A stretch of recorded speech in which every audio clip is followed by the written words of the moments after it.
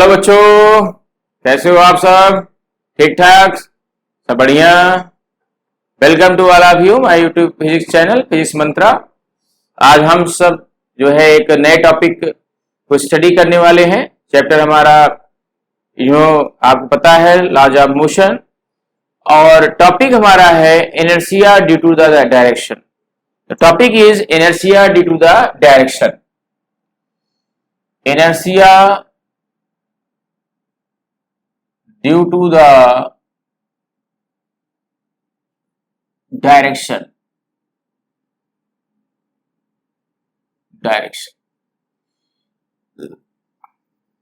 Okay. Inertia due to the direction का मतलब क्या है? यू नो दैट इनर्शिया सबको पता होगा, that is the resistance to change, resistance to change. It means change होने में रेजिस्टेंस, यानी कि अपोज करना, किसमें? टू द डायरेक्शन, डायरेक्शन में चेंजिंग होने का अपोज करना। हम अगर ये कहें कि डायरेक्शन अगर बदल रहा है, तो डायरेक्शन अगर चेंज हो रहा है तो उस अवस्था में उस डायरेक्शन के बदलने का अपोज करना, ये हमारा क्या कहलाता है? Inertia due to the direction. तो you can define that inertia due to the direction in this form: it is the property of an object in which to opposes the change of state of direction, which opposes the change of state of direction of an object, object के direction को change होने का oppose करना, that is said to be inertia due to direction. तो यहां पे क्या लिख सकते हैं? You can write that it is the property, यहां पर लिखेंगे it is the property of an object, it is the property of an object to resist or oppose, to resist the change of, to resist the change of direction,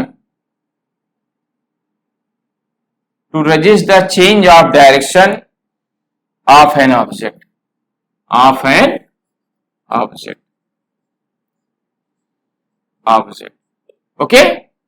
It is the property of an object to resist the change of direction of an object. Object के direction में होने वाले changing का oppose करता है, opposing property पाई जाती है, that is the inertia due to the direction. You can give the example of the inertia due to the direction. अगर एग्जांपल आपको देना है तो एग्जांपल क्या लिखेंगे? एग्जांपल क्या हो जाएगा, ध्यान दें। व्हेन अ बस traveling, then which bend from the actual position at random. It means अगर कोई बस ट्रेवलिंग कर रहा है, उस अवस्था में अगर वो अचानक अगर अपने डायरेक्शन को चेंज करता है, इट मीन्स डायरेक्शन को अगर चेंज कर रहा है, तब उस अवस्था में वहां पर क्या होगा? Inertia due to the direction की कंडीशन पाई जाएगी। ओके, तो you can give the example when an bus travelling and change its own direction, that is called inertia due to the direction. When an bus, okay, when an bus changes its own direction,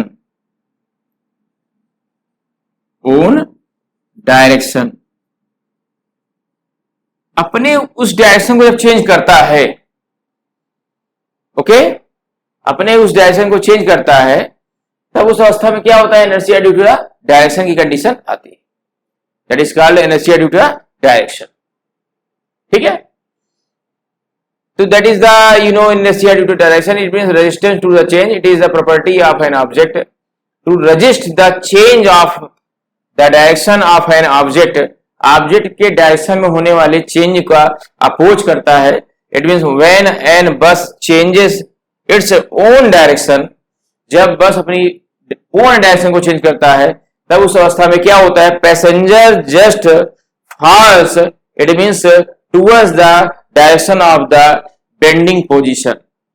जो passenger होते हैं वो क्या होते हैं, fast होते हैं, यानी डायरेक्शन अगर ये है बस का, अगर वो डायरेक्शन चेंज होता है तो पैसेंजर क्या होते हैं, ये उसी की तरफ फाल्स करते हैं। It means just curve path of the bending position, bending position की तरफ ये, इट मीन्स बेंडिंग पोजीशन की तरफ जो है ये कर्व पाथ पर ये घूमते हैं। कौन से, पैसेंजर।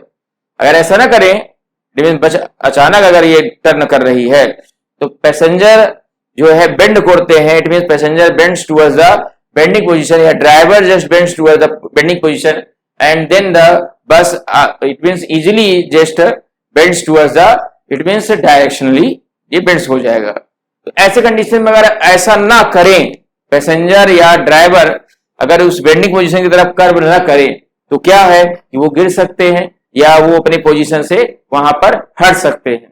तो that is the inertia due to the direction. It mean direction के अकॉर्डिंग यहाँ पर पैसेंजर या बस ड्राइवर को बेंड होना पड़ेगा। इट मीन्स अचानक अगर हम बस को टर्न करते हैं। ठीक है, तो that is the example of the inertia due to the direction. Okay, that is example of the inertia due to the direction. Okay, तो I think that you have to understand of this topic. After that अगर हम बात करें तो हमने आपको तीन तरह के इनर्शिया के बारे में एक्सप्लेन करा है। पहला हमने बताया inertia due to the motion, दूसरा हमने बताया inertia due to rest, and तीसरा हमारा है inertia due to the direction. ठीक है, तो आफ्टर दैट इसके बाद हम लोग जो पढ़ेंगे टॉपिक, वो हमारा टॉपिक बहुत ही इंपॉर्टेंट टॉपिक है, बहुत ही अच्छा टॉपिक है।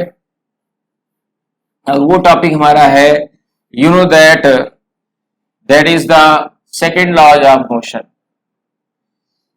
Topic is second law of motion. Let's see students, topic का नाम है हमारा second law of motion. second law of motion की अगर हम बात करें तो second law of motion है क्या, इसके बारे में हम लोग स्टडी करेंगे। second law of motion, second laws of motion, second law of motion. Okay, that is the second. What do you mean by second law of motion? Suppose that is an object. Okay, एक object है and which have initial velocity 0. If you exert a force, then it displaces from A place to B place. Okay, velocity becomes change and final velocity and an acceleration will be produced. Okay, an object have a mass m, ठीक, मास m, force लगा, velocity initial u 0 थी, बदल करके final velocity b हो गई, तो यहाँ पे एक्सेलरेशन प्रोड्यूस होगा। इट मींस f लगने से एक्सेलरेशन प्रोड्यूस हुआ है। f अगर ना होता तो एक्सेलरेशन ना प्रोड्यूस होता, बट f लगने से एक्सेलरेशन प्रोड्यूस हुआ है। It means f is proportional to a। ठीक है, external force is applied on an object is directly proportional to the acceleration. दोनों हमारी वेक्टर क्वांटिटी है, यानी f is proportional to the a, then f equal to, अगर equal to लगाएंगे तो एक हमारा कांस्टेंट टर्म आएगा, और फॉर पर्टिकुलर ऑब्जेक्ट के लिए मास हमारा कांस्टेंट है, then equal to m into a, that is this, a is vector quantity. ठीक है, that is the second law of motion, F is equal to m into a, and you can write the statement, the external force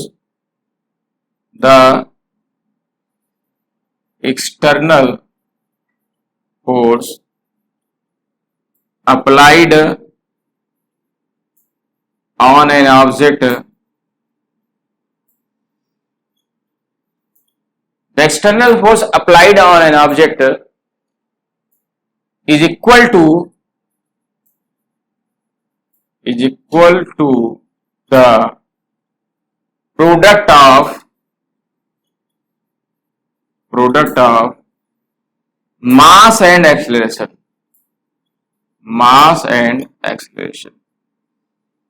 Okay, that is this. Clear है ना? तो हमारा ये second law of motion है कि अगर किसी object में एक्सटर्नल फोर्स लगाते हैं तो ऑब्जेक्ट की वेलोसिटी में चेंजिंग आती है, और जब वेलोसिटी बदलता है तो वहां पे एक्सेलरेशन प्रोड्यूस होता है। तो आप ये कह सकते हो एफ लगने से एक्सेलरेशन प्रोड्यूस हुआ है, यानी F is directly proportional to the acceleration. तो you can write that F बराबर M A, M is a constant for the particular object, and you can write that the external force applied on an object is equal to the product of mass and acceleration. Okay, तो that is the second law of motion. ये हमारा second law of motion है जो Newton ने provide किया था। That is the second law of motion, which is important second law of motion, and which is also important for the every object, for the every laws, किसी भी laws के लिए बहुत important है। ये हमारा law है second law of motion. Okay student, so that is second law of motion, and you can write that unit of the force. Unit अगर लिखना चाहे force का क्या है, इसी से हम लिखेंगे। तो unit of force क्या हो जाएगा, देखिए यहाँ ध्यान दीजिए, unit of force, unit of mass, and that will be kg. Unit of acceleration meter per second square. Okay, mass क्या हो जाएगा kg और metre per second square. Then it is said to be newton. इसको हम क्या कहते हैं, newton कहते हैं, because Newton gave us such type of second law of motion, and by the second law of motion give a such type of definition of force, and यह बराबर M A kg metre per second square इसकी unit होगी। ये हम KS system में, और ये sign क्या लेंगे, न्यूटन। ठीक है स्टूडेंट, तो आई थिंक दैट ये आपको जो है यहाँ क्लियर हो गया होगा। अब अगर सीजीएस में लिखना चाहे तो क्या आ जाएगा, इन सीजीएस सिस्टम, इन सीजीएस क्या आएगा भाई, सीजीएस में देखिए केजी के स्थान क्या होगा, ग्राम हो जाएगा, मीटर के स्थान में सेंटीमीटर हो जाएगा, और per second square, gram centimetre per second square in CGS system, and it is said to be dyne, that is said to be dyne. तो सीजीएस में क्या कर सकते हैं कि इसकी यूनिट क्या है, डाइन है, डीवाई यानी डाइन। डायन नंबर समझिएगा, डाइन है, नहीं तो बहुत से लोग डायन समझने लगते हैं, डायन है ना, that is said to be dyne. ये मैं लिख दे रहा हूं डाइन, ठीक है, और ये सीजीएस में है, और ये साई में क्या है, न्यूटन। ठीक है, तो ये हमारा जो है यूनिट है किसका, फोर्स का, in SI system and in CGS system. Okay, so that is the unit. Okay student, so I think that you have to understand this topic inertia due to the direction and the second law of motion. So I will meet you next day, next time with the next topic. हम इसी को second law of motion को थोड़ा explanation करेंगे, explain करके पढ़ेंगे इसका second form क्या हो सकता है second law of motion का। तो I will meet you next day, next time. ठीक है, thank you all of you student.